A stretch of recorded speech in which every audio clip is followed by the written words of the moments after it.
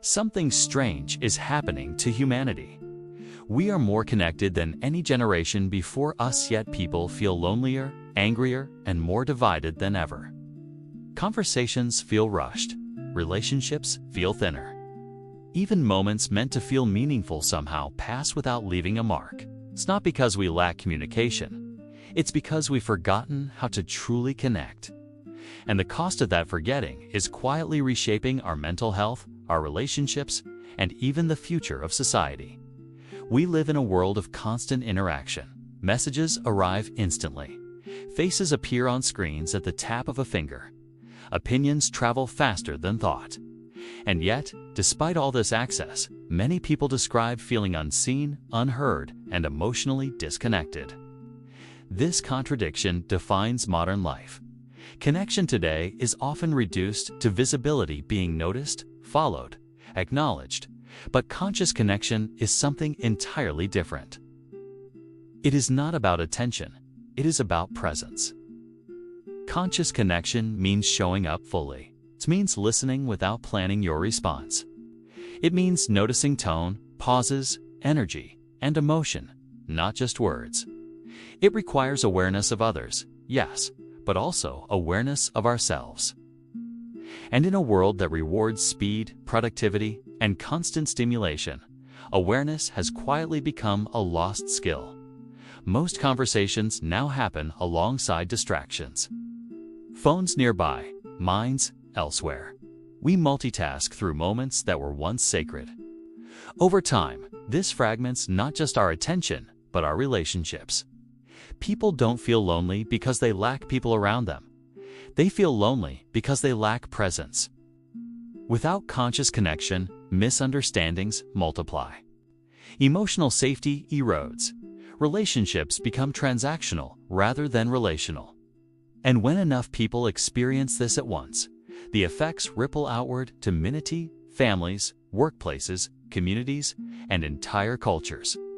This is why conscious connection is no longer optional. It is essential. Human nervous systems are designed for attuned interaction.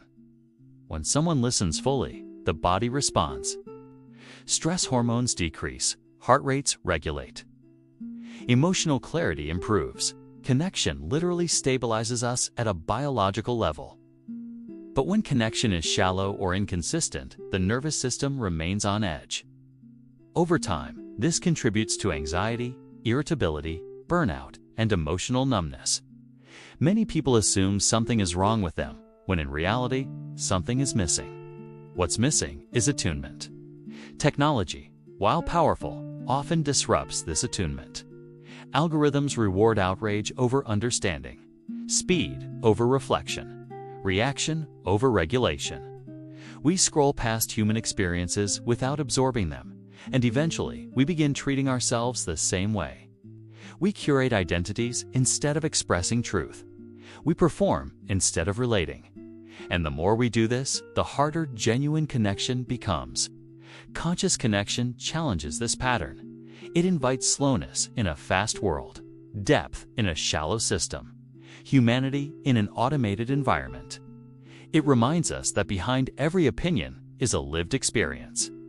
Behind every reaction is a nervous system responding to something deeper. When we connect consciously, judgment softens into curiosity. Polarization gives way to empathy. This doesn't require agreement. It requires attention. In families, conscious connection bridges emotional distance.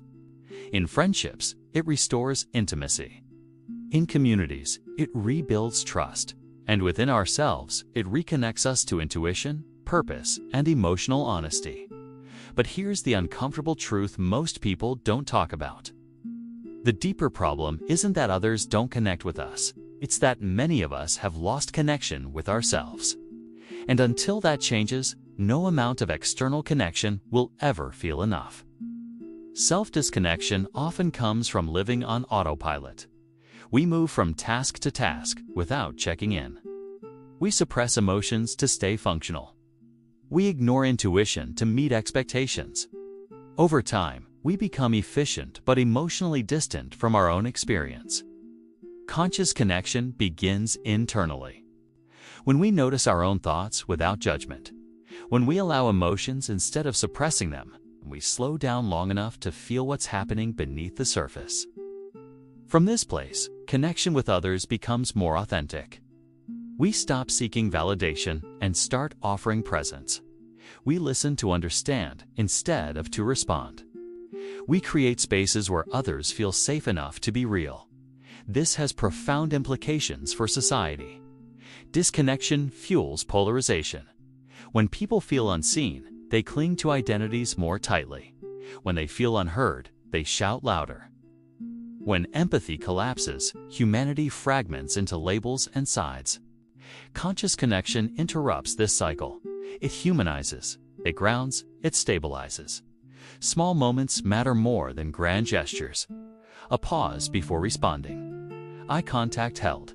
Silence respected. These moments recalibrate relationships and remind people they matter not as content, but as consciousness. The future will be shaped not only by technology or innovation, but by our capacity to remain human while using them. Conscious connection is how we preserve empathy in an automated age. It is how we protect mental health in overstimulated systems. It is how we heal divisions without force. It is how we remember that we are not meant to navigate life alone. True connection doesn't demand perfection. It demands presence, and presence changes everything. If this message resonated with you, take a moment to pause and reflect. If you value conversations that go deeper, consider liking this video. It helps this message reach others who need it. Subscribe for more thoughtful documentary-style content on human behavior, awareness, and well-being. And share your thoughts in the comment. What does conscious connection mean to you?